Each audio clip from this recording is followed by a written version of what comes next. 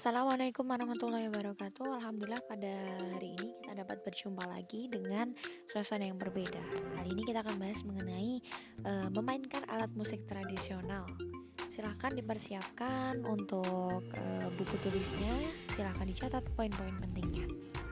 Memainkan alat musik tradisional ini bisa dilakukan dengan cara ensemble ya. Dan musik ensemble ini teman-teman bisa bermain musik secara bersama-sama dengan menggunakan beberapa alat musik tertentu. Dan perlu diketahui bahwa kalau memainkan alat musik tradisional secara ensemble minimal membutuhkan tiga jenis alat musik yang berbeda. Misalnya seruling, terus kolintang atau satu lagi misalnya ada gong gitu, misalnya ini harus minimal 3 dan kalau bisa lebih dari itu. Nah, karena bermain ensemble ini ada beberapa alat musik yang digunakan, maka membutuhkan kekompakan dan kerjasama untuk memainkannya. Supaya apa? Supaya mendapatkan harmonisasi musik yang indah untuk didengarkan. Nah, di Indonesia ini musik tradisional dibedakan menjadi beberapa jenis. Yang pertama ada musik tradisi. Ini musik tradisi ini tentunya mengandung unsur-unsur tradisi daerah. Musik keroncong, musik perjuangan. Ini menunjukkan perjuangan-perjuangan. Misalnya ada tentang apa? Tentang perjuangan pahlawan. Terus banyak lagi. Misalnya ada Bungang Jumpa itu. Terus musik dangdut seperti yang kalian ketahui, dan yang terakhir adalah musik pop. Nah, sebagian kecil contoh dari musik tradisional Nusantara yang ada di Indonesia akan saya jelaskan sedikit nanti. Oke, jenis musik tradisional gambang kromong yang pertama ini berasal dari Jakarta, dari suku Betawi, dan gambang kromong ini gabungan antara musik Betawi dengan Tionghoa. Ciri-cirinya ya, dan dimainkan dengan dua alat musik yaitu gamelan dan alat musik Cina, dua buah perkusi, gambang dan kromong sesuai namanya tadi. Dan musik ini pertama kali dikenalkan oleh Ti Ho Kong, seorang pemimpin komunitas Tionghoa pada masa penjajahan Belanda dulu. Nah, ini dia bentuknya musik gambang kromong. Musik ini menggunakan nada pentatondik Cina. Lagu-lagu yang sering dibawakan biasanya bertema humor dan sindiran yang dibawakan oleh dua orang laki-laki dan perempuan. Nah, ini bernyanyinya mereka secara bergantian gitu. Nah, selanjutnya ada musik keroncong. Ini berasal dari Portugis yang dibawa ke Indonesia dan dimainkan di sana. Dulunya sih emang dimainkan di Portugis, tapi sekarang masyarakat meskipun Portugis sudah meninggalkan Indonesia tetap memainkan musik keroncong hingga saat ini. Nah, ada tokoh yang paling terkenal dan berpengaruh, ini Gaesang, orang yang berjasa mengembangkan musik keroncong di Indonesia.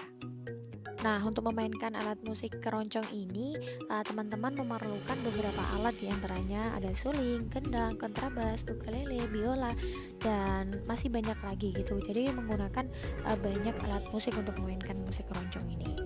Selanjutnya ini musik tradisional gong luang yang khas dari Bali dan sebenarnya peninggalan kerajaan Majapahit di Jawa terus dibawa ke Bali.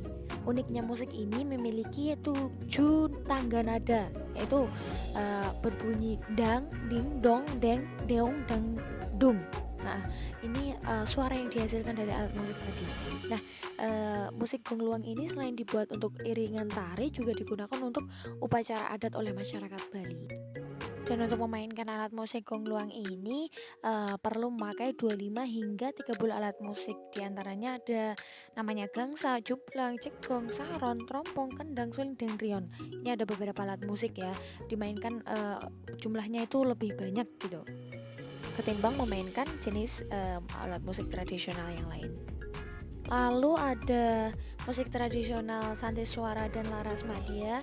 Ini bisa ditemukan teman-teman di daerah pinggiran Jawa Tengah ya. Dan ini ada filosofinya nama Santi Suara dan Laras Madya ini. Yang berarti doa yang dilantunkan dalam senandung lagu dan irama yang bersahaja. Jadi isi dari lagu itu berisikan doa-doa. Biasanya itu permohonan-permohonan kepada leluhurnya gitu. Santi Suara dan Laras Madya ini terdiri dari beberapa penggalan kata, bisa teman-teman baca di slide-nya ya. Dan musik ini identik dengan lagu-lagu yang bernafaskan Islam dan diiringi 3 alat musik utama yaitu kendang, bokem, dan kemanat. Dalam bermain ensemble musik tradisional ini akan berhasil apabila hasil dari penyajian tersebut enak didengar, indah, dan harmonis. Nah, ini bagaimana? Tentunya kan musik ensemble ini kan lebih dari 3 alat musik yang dimainkan. Tentunya membutuhkan kerjasama, kekompakan, dan juga kepiawaian dalam bermain musiknya tadi. Dan perlu teman-teman perhatikan ketika akan memainkan ensemble musik tradisional supaya hasilnya itu menghasilkan harmoni musik yang indah. Ada 3 hal yang harus diperhatikan. Yang pertama, pembagian alat musik yang seimbang.